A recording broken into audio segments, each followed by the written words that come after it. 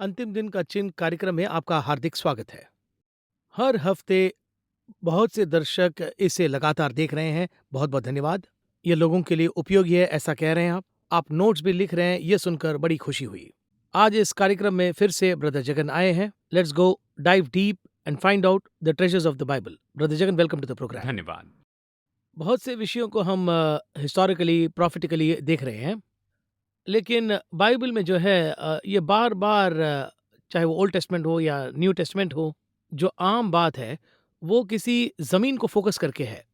And that land is Holi land, ऐसा बता रहे हैं। प्रॉमिस्ड लैंड भी कह रहे हैं। इस तरह के काफ़ी बातें लैंड से जुड़ित हैं। कहा जाए तो क्राइस्ट जिए थे इज़राइल में, और आज भी एक्सकवेट जितना हम करते जा रहे हैं और भी नई-नई बातें बाहर आ रही हैं। ये प्रॉमिस्ड लैंड, ये जो शब्द है, ये पहले कहाँ फ़ॉर्म हुआ? इसका आधार क्या है? इस लैंड को प्रभु प्रॉमिस्ड लैंड क्यों कह रहे हैं? What is the basic things behind this whole word called the promised land? यही आज के कार्यक्रम का पहला सवाल मैं आपसे करूँगा। हम ये प्रॉमिस लैंड जो कहते हैं ना, इसकी प्रतिज्ञा अब्राहम से की गई थी, एक मनुष्य को। एक मनुष्य से। आदम से ये प्रतिज्ञा करने के पहले 2000 साल बीत गए, यानी बिफोर आदम से अब्राहम तक हुँ, 2000 साल। इन 2000 साल में सबसे महत्वपूर्ण बात क्या थी? और उसके 2000 साल बाद ये महत्वपूर्ण जगह है जिसे हम प्रॉमिस लैंड कहते हैं। उसके बाद एक और 2000 साल बीत चुके हैं, यानी यीशु से हम तक आज के हम समय जी में। रहे हैं। इन 2000 सालों में कौन सी भूमि महत्वपूर्ण है? ऐसे ही कुछ विषय हम देखेंगे। केवल इतना ही नहीं, यानी एक देश है, एक भाषा है, वो सभी उस समय में बहुत ही महत्वपूर्ण थे। पहले 2000 साल में इब्रानी भाषा कितनी महत्वपूर्ण थी हम नहीं जानते हैं। आत्मिक रीति से महत्वपूर्ण है। दुनिया के हिसाब से देखें तो बेबीलोन साम्राज्य था, मिस्री साम्राज्य था, उनकी भाषा महत्वपूर्ण थी। और उसके 2000 साल बाद इस्राएली यानी हिब्रू भाषा। फिर 2000 साल तक इब्रानी भाषा नहीं थी। ईस्वी सन 70 में चली गई, 1948 में वापस आई। इतने साल तक इब्रानी भाषा नहीं थी। तो उस बीच के समय की बात बहुत महत्वपूर्ण है। वैसे ही ये प्रतिज्ञा का देश भी है। अब प्रतिज्ञा के देश के बारे में जब हम कह रहे हैं तो अब्राहम का आना महत्वपूर्ण है। और फिर उसके बाद अगर देखें तो बाबिल बहुत महत्वपूर्ण है। उसके बाद हम देखें तो एदन महत्वपूर्ण है। तो इन सब के बाद परमेश्वर ने अपने लिए एक भूमि चुन ली, यानी अब्राहम की प्रतिज्ञा की भूमि इसहाक की और याकूब की प्रतिज्ञा की भूमि है, यानी ये परमेश्वर की भूमि है। जानते हैं, यानी बट ये पूरी भूमि उनका ही है ना? ये भूमि है। ये भूमि आदम को दी थी। उस समय यरूशलेम मुख्य नहीं था। जी हाँ। आदम को देते हैं, आदम किसी और को बेच देता है, हुँ, शैतान को सौंप देता है। फिर ये शैतान का हेडक्वार्टर होता है। कहाँ पर? बाबेल में। इसलिए मैं कहता हूँ, यानी अदन से आदम को निकाल दिया गया और शैतान ने अपनी मर्जी से काम कर लिया और एक हेडक्वार्टर बनाया। उत्पत्ति 11 में हम देखते हैं। तो परमेश्वर वहाँ से एक व्यक्ति को लाते हैं, अब्राहम को। वो तो बाबेल में रहने वाला था। आज के समय में हम कह सकते ये इराक था, और उस समय मेसोपोटामिया कहते थे। वहाँ से लाया, परमेश्वर ने लाया, उन्हें अपनी प्रजा बनाया, अपना हेडक्वार्टर बना दिया। इस भूमि पर यह हेडक्वार्टर बनाया, यही प्रॉमिस लैंड है। उसमें ये यरूशलेम महत्वपूर्ण जगह है। तो आपके कहने के मुताबिक प्रभु जो है, ये भूमि मेरी रचना है और मेरे मनुष्य जो है वो मेरी आज्ञा मानेंगे, ऐसी इच्छा से क्रिएट किए हुए जगह को, उसी जगह को चूज़ करके उनकी इच्छा से उसे ही वो प्रॉमिस लैंड कह रहे हैं। ऐसी एक भावना एक जी, वो जो है, यानी अपने लिए हेडक्वार्टर चुनते हैं। उदाहरण के लिए कोई भी देश हो, उनकी अपनी पार्लियामेंट होती है और एक राजधानी होती है। करेक्ट। चाहे वो एक पूरा देश क्यों न हो, उनकी अपनी राजधानी होती है। वहाँ पर राजा रहते हैं। हुँ, इसी तरह से आदम भी दुनिया पर राज्य करता था। उसके बाद यीशु आकर राज करते हैं। यानी जब वो आए तो उस समय राजधानी यरूशलेम थी। यानी वैसे ही जैसे हम समझते हैं कि जब वो आएंगे उस समय, और इसलिए ये यरूशलेम महत्वपूर्ण ऐसी भूमि है, महत्वपूर्ण शहर है। यरूशलेम यानी इस्राएल है, महत्वपूर्ण स्थान है। यानी इतना महत्वपूर्ण है, यानी इसी तरह से अगर हम इसे एक लाइन में देखें, पुराने नियम में अब्राहम पर आत्मिक रूप में और शारीरिक रूप में वो प्रकट होते गए। उदाहरण के लिए एक व्यक्ति आकर अब्राहम को पहला प्रभु भोज देता है। ये एक तरह से जुड़ना है, यानी ये जो जुड़ना है एग्रीमेंट। अब ये एग्रीमेंट करने के लिए कहाँ से आए? अगर ये देखा जाए तो यरूशलेम से आए थे। शालेम का राजा मल्कीसदेक इस तरह से लिखा गया। तो उसी जगह पर उन्हें भेजा जा रहा जी है। हाँ, उत्पत्ति अध्याय 14 में हम देखते हैं शालेम का राजा मल्कीसदेक इस तरह से कहा है। शालेम यानी शांति है और यरूशलेम यानी शांति का नगर, इस तरह से। यानी ये पहली बात है और ये तो आत्मिक ऐसी वाचा है।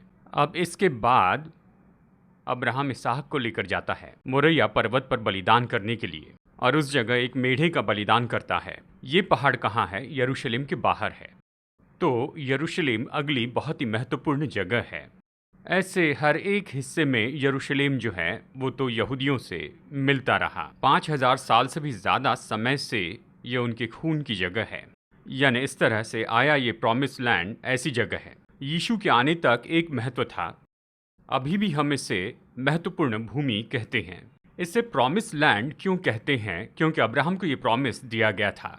अब्राहम को ही क्यों दिया गया अगर ये पूछा जाए तो देखिए, अब्राहम को ही नहीं, अब्राहम के माध्यम से इसहाक को और इसहाक के माध्यम से मसीह को। वो संतान मसीह है ऐसे कहा गया। तो मसीह वहाँ से राज्य करेंगे, तब तक उसके लोग वहाँ पर राज्य कर रहे हैं। अब्राहम से दाऊद तक ये आत्मिक रूप में संभाला गया, दाऊद से यीशु मसीह तक शारीरिक रूप में संभाला गया। यानी ऐसे इसके दो हिस्से हैं, अगर इसे देखेंगे तो समझ पाएंगे। अब्राहम ने इसे आत्मिक रूप में देखा है। तो देखिए, ये इस्राएल का पहला राजा कौन था? वो था शाऊल। शाऊल ने कहाँ से राज्य किया? यरूशलेम से नहीं किया, वो बिन्यामीन गोत्र का था। तो अब ये यरूशलेम कब राजधानी के रूप में बदल गया ये पूछे तो यानी पहले 40 साल शाऊल ने वहाँ पर राज्य किया, अगले 40 साल दाऊद ने। इन 40 साल तक दाऊद ने कहाँ से राज्य किया? उसने यबूस नाम की जगह से राज्य किया। वही यबूस ये यरूशलेम है, यही सियोन का वो किला है। तो देखिए, दाऊद ही पहला राजा था जिसने यरूशलेम से राज्य किया, नॉट शाऊल ने नहीं। शाऊल जो था वो तो लोगों की चॉइस थी, दाऊद परमेश्वर की चॉइस था। बट सॉल को चूज हुई जेवीडी कर रहे हैं, मतलब प्रभु कर रहे हैं। देखिए, इसके पीछे एक कारण है। वो कारण क्या? अगर देखे, उन्होंने कहा कि हमें दूसरों के जैसे अपना राजा जी चाहिए, हाँ, दूसरों के जैसे हमें राजा चाहिए। क्योंकि वहाँ इलेक्शन करके राजा नहीं बने। देखिए, इलेक्शन यानी डेमोक्रेसी जो उस समय नहीं थी। 5000 साल से राजा राज्य कर रहे थे, यानी हर जगह पर राजाओं का शासन था।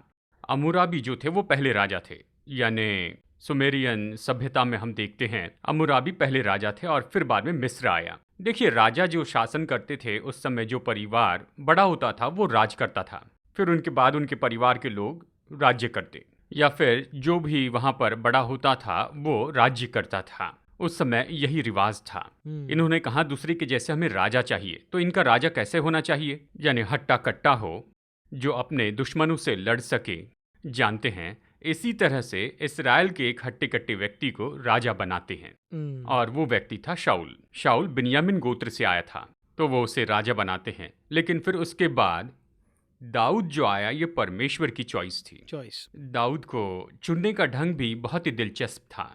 दाऊद को राजा होने के लिए कब चुना गया था? और राजा को जब सेलेक्ट करते हैं तो वो जो शाऊल जो है वो प्रभु ने तो पहले से ही प्लान कर दिए हैं, प्लान करके फिक्स करके ही वो मूव कर रहे हैं। लेकिन आपका एग्जैक्ट मतलब आप कौन से एंगल से पूछ रहे हैं आप? देखिए, ये तो एक बहुत ही दिलचस्प बात है, इसलिए मैंने पूछा। देखिए, शाऊल जो है उसके शासन में दूसरे साल ही, देखिए पहला शमूएल में इसके बारे में बताया गया है। अपने राज्य के दूसरे साल वो एक गलती करता है, अमालेकियों के पशुओं को वो रख देता है। करेक्ट। और जब शमूएल पूछता है कि तूने ऐसा क्यों किया है, यानी उससे पूछता है ना? जी हाँ। उससे पूछने के बाद शाऊल एक वजह देता है कि हाँ, मैंने इसी कारण से किया। लेकिन उसके बाद देखिए शमूएल उससे क्या कहता है, तूने ये जो कार्य किया है इसलिए परमेश्वर तुझसे तेरा राज्य छीन लेगा। जी हाँ, उन्होंने पहले डिसाइड कर लिया। इसके बारे में वचन क्या कहता है? देखिए वचन 14, पहला शमूएल अध्याय 13 वचन 14, परंतु अब तेरा राज्य न रहेगा। यहोवा ने अपने लिए एक ऐसे पुरुष को ढूंढ लिया है जो उसके मन के अनुसार है, और यहोवा ने उसको अपनी प्रजा पर प्रधान होने को ठहराया है। पहला शमूएल 13-14 यही तो कहता है। करेक्ट। 13-14 में है but now your kingdom will not endure. The Lord has sought out a man after his own heart and appointed him leader of his people because you have not kept the Lord's commandment. Appointed, जी already appointed, जी है ना? तो हम्म, देखिए ये कब होता है, 13:1 में यहाँ पर हम देखते हैं, शाऊल 30 वर्ष का होकर राज्य करने लगा और उसने इसराइलियों पर 2 वर्ष तक राज्य किया। जी ये दूसरा साल था साउल किंगडम शाऊल के राज्य साउल का। किंगडम हाँ ठीक है, यानी इसके बाद शाऊल 38 साल राज्य करता है। उसके बाद जी हाँ, शाऊल का राज्य 40 साल चला। हम्म, उसके बाद में दाऊद राजा बना। जी हाँ देखा जाए दाऊद 30 साल की उम्र में राजा बना। जी हाँ यानी देखा जाए तो दाऊद के जन्म के 8 साल पहले ही, before even he was born जी हाँ, उसी समय उसने कहा कि तेरी जगह पर राज्य करने के लिए परमेश्वर ने दूसरे को चुन लिया। जन्म दाऊद लिया ही के नहीं जन्म के पहले से ही उसे चुन लिया था।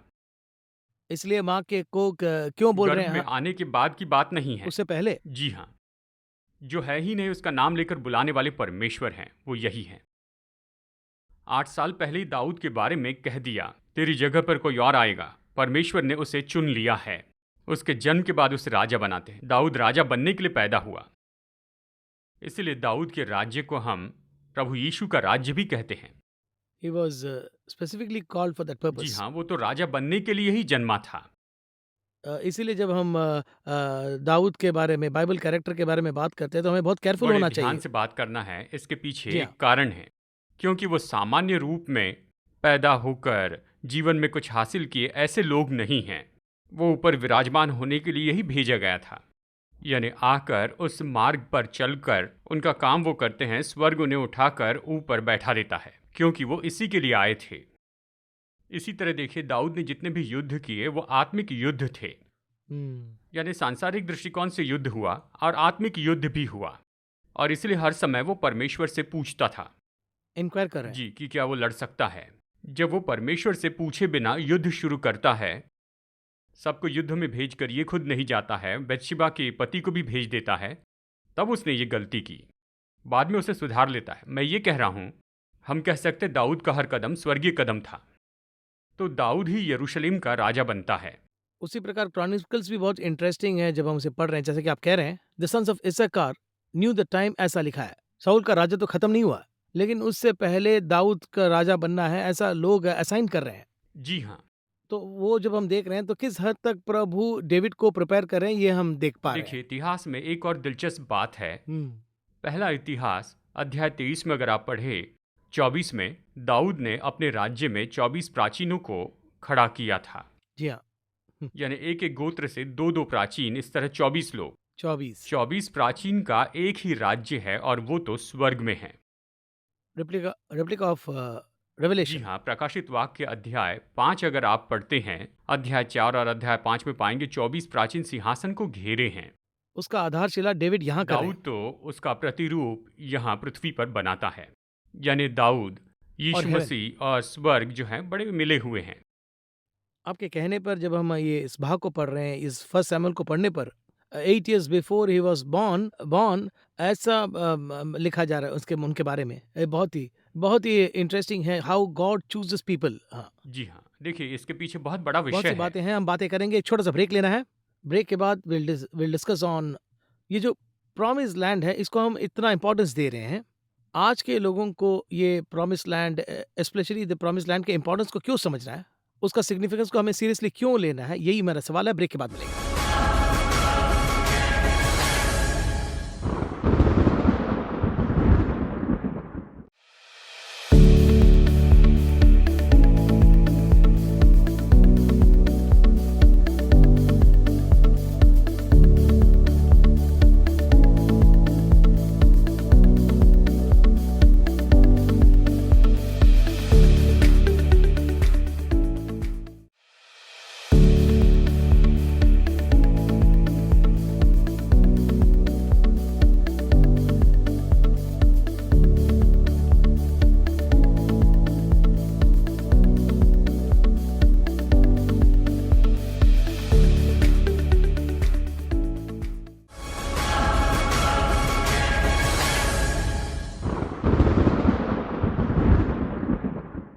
Welcome back after the break brother Jagan हमने पहले जो विषयों को देखा ये बहुत ही इंटरेस्टिंग था और हम सबको प्रभु एक हेवन का प्लान देते हैं, ऐसा कहना सही रहेगा क्या?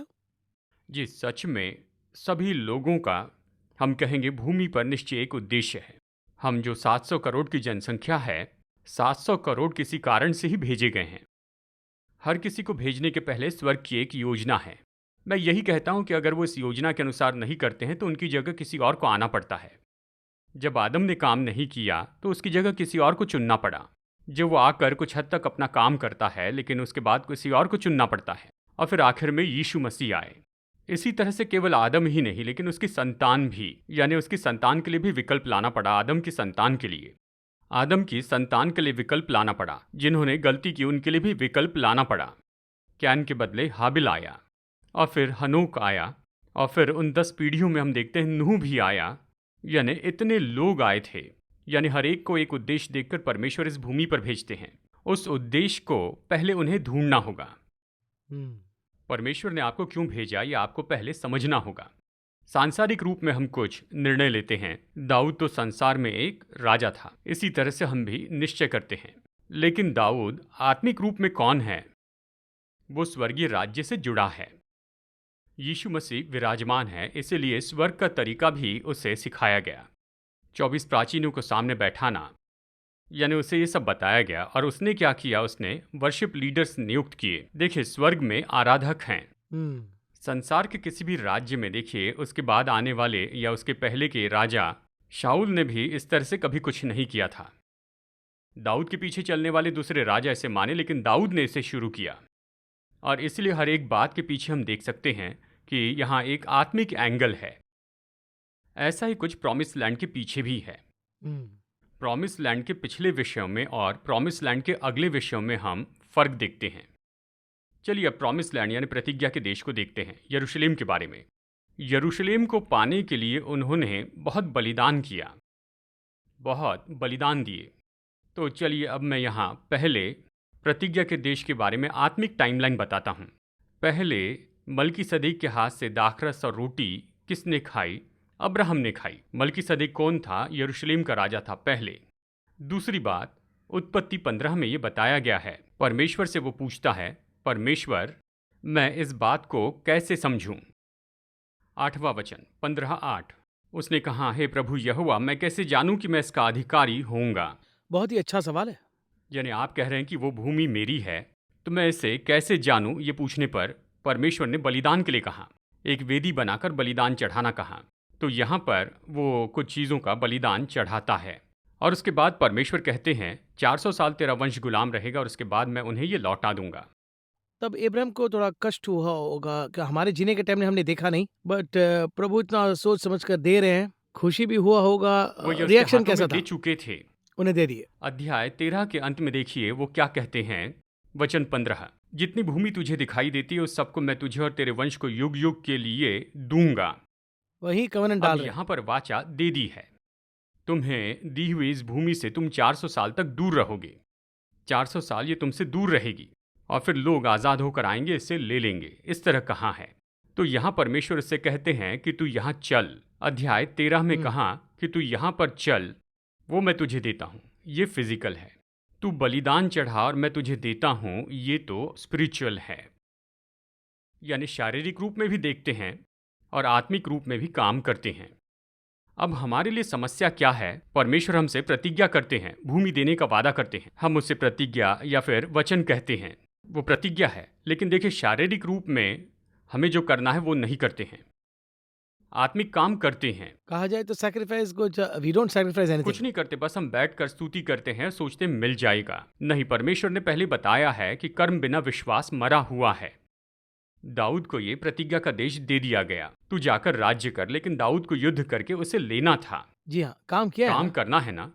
कहीं आज परमेश्वर मुझे कुछ देते हैं, जो कुछ भी परमेश्वर ने कहा वो मुझे करना होगा। वही तो थोड़ा सा मुश्किल है। हम तो वो पूछते भी नहीं हैं। जी हाँ, लेकिन प्रभु सिंह में हो तो वो मुश्किल नहीं लगेगी। जी, वो तो उठकर चलने के लिए कहते हैं। यानी देखिए आजकल क्या हो रहा है, बेटे को पास होना है। पास होने के लिए क्या करना है? पढ़ाई करनी है। पढ़ाई न करते हुए अगर वो दिन में केवल 100 बार स्तुति स्तुति करते रहे तो होगा क्या? निश्चित तौर पर पास नहीं वही होगा। तो सिखाया जा रहा है आजकल, बस यही तो सिखाया जा रहा है। इन दोनों बातों में देखिए अब्राहम ने क्या किया, वो काम भी करते गया, स्तुति भी करते गया।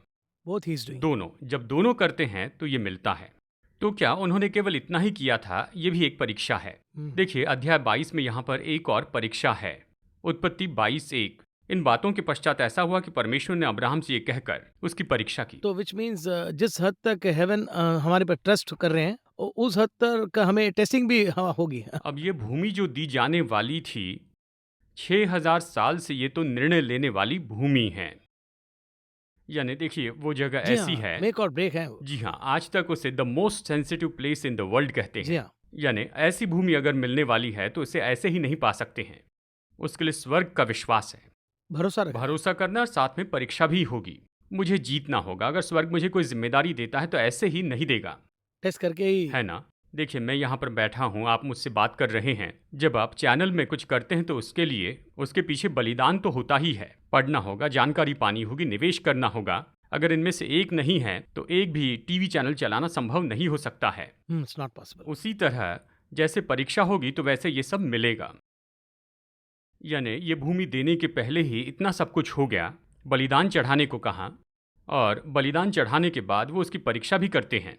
और फिर देखिए ये वचन क्या कहता है। 9th verse में when they reached the place God had told him about, Abraham built an altar there and arranged the wood. जी, परमेश्वर के निर्देश के अनुसार उसने वेदी बनाई। God had told him. परमेश्वर ने बताया कि उसी तू जगह। यहाँ पर जाना, वेदी बनाना और बलिदान चढ़ाना। उतना स्पेसिफिकली कहा है। यही यरूशलेम है। ये जगह मोरिया का वो एक पर्वत है यरूशलेम के बाहर। देखिए कैसी वो जगह चुन ली है। उसे भी हेवन ने पहले से स्वर्ग ने ही इसे पहले बता दिया है। ऐसे आने जाने आज से के लोग यरूशलेम यरूशलेम कहते हैं। ये यरूशलेम जो है यहूदियों ने नहीं पाया, इस्राएलियों ने नहीं पाया, अब्राहम ने पाया। इस्राएल ने नहीं, यहूदियों ने भी नहीं, हिब्रू लोगों ने पाया। ये इनके हाथों में दिए जाने के पहले इतनी परीक्षा ली गई। दिए जाने की वजह से जितनी भी परीक्षा है उसमें उन्हें पास होना था, और इसलिए पीढ़ी दर पीढ़ी ये उनके हाथों में है। करेक्ट, क्योंकि टेस्ट पास कर परीक्षा पास हुए इसलिए, वो भी एक ने पास किया। सिर्फ उन्होंने पास किया। केवल यही बात नहीं, केवल वो पास हुए इसलिए उन्हें दिया गया ऐसा नहीं। उसके बाद कौन पास हुआ? इसहाक पास हुआ। हाँ, वो भी पास कर। इसहाक के बारे में देखिए अध्याय 25 में। यहाँ इसहाक से परमेश्वर एक बात कहते हैं। उस देश में अकाल पड़ा, ये उस पहले अकाल से अलग था जो अब्राहम के दिनों में पड़ा था। अध्याय 26 यहाँ पर देखिए ये इस तरह से कहता है, यानी वचन 2 और 3 देखिए। यहोवा ने उसको दर्शन देकर कहा, मिस्र मत जा, जो देश में तुझे बताऊं उसी में रह। तू इसी देश में रह। Do not go down to Egypt, live in the land where I tell you to live. Stay in this land for a while, and I will be with you and I will bless you. वहां मत जाओ, यहीं रहो, ऐसा कह यहीं रहे पर रहना। कहाँ पर कहा? यहाँ इस्राएल में कहा, यहीं रहना। यानी ये जो भूमि थी वो उनके जीवन के साथ जुड़ गई थी, पार्ट ऑफ देयर लाइफ। यानी इस भूमि का और उनका जो कॉम्बिनेशन है वो सच में किस तरह से है? स्वर्ग का और हमारा कॉम्बिनेशन है। प्रॉमिस लैंड, यानी हमारा प्रॉमिस लैंड वहाँ पर है। परमेश्वर ने प्रतिज्ञा की कि तुम वहाँ पर जाओगे। तो ये जो पुराने नियम की किताब है ये मुझे क्यों दी गई है? यानी इसीलिए कि ये जो प्रतिज्ञा का देश है उसे कैसे पाए, उसके लिए क्या बलिदान चढ़ाए, वो कैसे गए, उन्होंने क्या किया, ये सब कुछ उधर जाने के लिए है। ये इसका महत्व है। कहा जाए तो हम यहाँ सैक्रिफाइस करेंगे तो वहीं जा सकते हैं, जा पाएंगे। दूसरी बात देखिए, उन्होंने ऐसा ही किया था ना। उसके बाद याकूब, देखिए उसके बारे में क्या कहा 28:13 में। 28:13 में there above it stood the Lord and he said, I am the God of your father Abraham and the God of Isaac. I will give you and your descendants the land on which you are lying. वापस land के भूमि के बारे में कहा, ये भूमि दूंगा। अब वो भूमि कौन सी है? 19 वचन कहता है वो है बेथेल। जी हाँ, है ना? हाँ, देखिए कितने सिद्ध रीति से बताया कि भूमि इनके साथ इतनी जुड़ी हुई है, लगातार जनरेशन से प्रतिज्ञा का देश पीढ़ियों से पीढ़ी तक जुड़ा है। अब वो परमेश्वर के पास चला जाता है। देखिए यहाँ पर क्या कहता है कि मैं तुझे वापस तेरे इस देश में लेकर आऊंगा, तू जहां जहां जाएगा मैं तेरे साथ रहूंगा, मैं तेरी रक्षा करूंगा, इस तरह से कहा। हाँ जी। यानी देखिए परमेश्वर उनके साथ इस भूमि को हमेशा जोड़े हुए हैं, यानी हमेशा उनके जीवन में वो अपने आशीष को वहां पर रखते हैं। अब यही वो प्रतिज्ञा का देश आगे जाकर यरूशलेम बनता है। बहुत से लोग हैं जो इसे नहीं जानते हैं, ये तो मानो छिपा है। ये ऐसा रहस्य है जो कि हम इतिहास में देखते हैं। आज की पीढ़ी जो है वो इसे नहीं समझती। इसराइल, हम लोग इसराइल कहते हैं। ये जो इसराइल देश का नाम है 1948 के पहले दुनिया में नहीं था। ईस्वी सन 70 में था, लेकिन उसके बाद पैलेस्टाइन नाम रखा गया। इसका नाम पैलेस्टाइन क्यों रखा गया? ये फिलिस्तीन की भूमि थी, यानी वो वापस आते हैं, 400 साल बाद आते हैं, यानी इसराइल मिस्र से बाहर आता है। हाँ जी। जब वो आए तो उस समय के कनान के एक राजा का नाम था फिलिस्तीन। वो फिलिस्तीन भूमि को पैलेस्टाइन कहा गया। अब देखिए, नाम किसने रखा? सिकंदर ने रखा। Alexander the great. Alexander the great, उसने पैलेस्टाइन नाम रखा। उसके पहले इस देश का नाम था कनान देश। बाइबल के मुताबिक इसराइल देश, इसराइली लोग वहां पर रहते हैं, इसलिए इसराइल देश। यानी ये जो भूमि इसराइल के पास थी, उससे ज्यादा समय उनके पास नहीं थी। परमेश्वर ने प्रतिज्ञा की, ये बात तो सच है।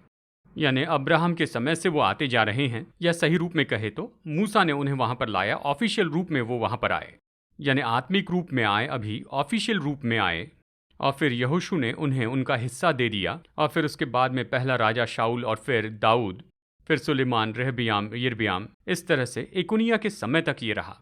एकोनिया के समय में नबूकदनेस्सर की बंधुआई में वो जाते हैं। ये कौन सा समय था? ईस्वी सन पूर्व 538 से 700 के बीच के समय काल में होगा। यानी कहिए इस बीच में ये 300 साल का समय था। कब से? यानी यहोशू के समय से लेकर इस समय तक। और फिर उसके बाद लगभग 70 साल वो वहां पर नहीं रहे। 70 साल नहीं है? 70 साल नहीं रहे, नबूकदनेस्सर की बंधुआई में गए। यानी दानियल भी वहां उनके साथ था, कैप्टिव्स वो थे। बंधुआई में गए। उसके बाद मीडा फारस आए, उनका साम्राज्य रहा। यानी एस्तर, मुर्दकई, एजरा, नेहमिया, इस तरह से माइनर प्रॉफिट्स। फिर उसके बाद वो सब लौट जाते हैं जरुब्बाबिल के समय, वापस आकर भवन बनाते हैं, वेदी बनाते हैं। ये सब कुछ होता है। यानी मीडा फारस के साम्राज्य के अंदर ये मुख्य बात है। अपने देश में लौटकर आते हैं, लेकिन राजा कौन था? तो ये तो फारस का राजा था। फिर उसके बाद अलेक्जेंडर, ग्रीक राज्य, फिर रोम साम्राज्य। वो सब दानियल की किताब में उतनी स्पष्ट स्पष्ट बताया है। हाँ, हमने देखा। हाँ। और फिर रोम साम्राज्य के दौरान यीशु मसीह का जन्म हुआ। तो जब यीशु मसीह आए तो उनके हिसाब से कि इस गुलामी से ये हमें आज़ाद करेंगे और मसाइनिक राज्य स्थापित करेंगे, ये उनका विचार था। जब यीशु वहाँ पर खड़े होते हैं तो यूहन्ना बपतिस्मा दाता में बड़ा विश्वास था, क्योंकि वो कहा करता था कि मेरे बाद में जो आने वाला है वो बड़ा सामर्थी होगा। यानी ये अगला साम्राज्य बनाने वाले हैं, इसलिए सब कुछ तैयार है, ये उन्होंने सोचा। यानी इस तरह से वो विचार रख कर देखा जाए तो अलग ही रास्ते में जा रहे थे।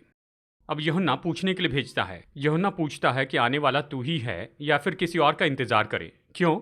हम सोच रहे थे राजा बनकर आप यहाँ पर राज्य करेंगे, लेकिन आप तो याजक बन गए। भविष्यवक्ता, किसी से भी पूछो तो कहते हैं भविष्यवक्ता है। यानी देखिए, सबकी मनसा क्या थी कि मसीहा तो एक राजा के जैसे आएंगे। बाइबल स्पष्ट बताती है कि ये दोनों काम उसे करने होंगे।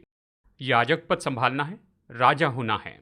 यानी यहाँ पर देखिए, उसे महायाजक का काम पहले पूरा करना था, बलिदान करके पापों की क्षमा करनी थी, और फिर उसके बाद में राज्य करना है। पर ये लोग राजा की अपेक्षा कर रहे थे फिजिकल। यानी देखिए, यरूशलेम में राजा जैसे प्रवेश करते हैं, यरूशलेम के भवन में प्रवेश करते हैं, राजा जैसे प्रवेश करते हैं राजा, पर भवन में परमेश्वर जैसे। यानी वो महायाजक भी है और राजा भी है, वो अपनी भूमिका अच्छे से निभाते हैं। हमारी समझ ही कुछ हमारी अलग समझ है। अलग है। उन दिनों में यीशु को गलत समझा गया, आज भी गलत समझते हैं, बस यही तो मैं कहूँगा। हाँ, बदला नहीं बदले, लोगों में उन्हें- बदलाव नहीं आया। उन्हें हम गलत ही समझ रहे हैं। गलत ही समझे, राजा के रूप में देखना चाहा, लेकिन याजक के रूप में देखना नहीं चाहा। देखिए, आज यीशु मसीह के साम्राज्य को राजा के रूप में हम देखते हैं, लेकिन कोई उसे याजक के रूप में नहीं देखता है। याजक का पहला भाग पूरा होना है। ये कब पूरा होगा? तब पूरा होगा जब उसकी कलीसिया उसे अपनाएगी, उसके बाद ही राज्य शुरू हो जाएगा। अभी हम क्या समझते हैं? वो तो राजा है, वो राजा के पुत्र हैं, और हम भी राजा की तरह से ही सोचते हैं। सच में बाइबल में पढ़े तो याजक का काम पूरा हो गया और राज्य भी शुरू होगा। और जब राज्य शुरू होगा, देखिए, इसलिए कहा गया है कि हम उसके साथ गाएंगे और उसके साथ में राज्य भी करेंगे। इसके आगे हम और खोते खोते बहुत सारे विषय बाहर आ रहे हैं, क्योंकि टाइम शॉर्ट है। हम अगले एपिसोड में इस प्रॉमिस लैंड को और खोदेंगे, ये मेरा विचार है। देखिए, अगले एपिसोड में अभी जो प्रॉमिस लैंड है उसका दूसरा वर्जन, यानी इसके पहले की पीढ़ी में जो था वो महत्वपूर्ण है, उस पर हम यहाँ चर्चा करेंगे।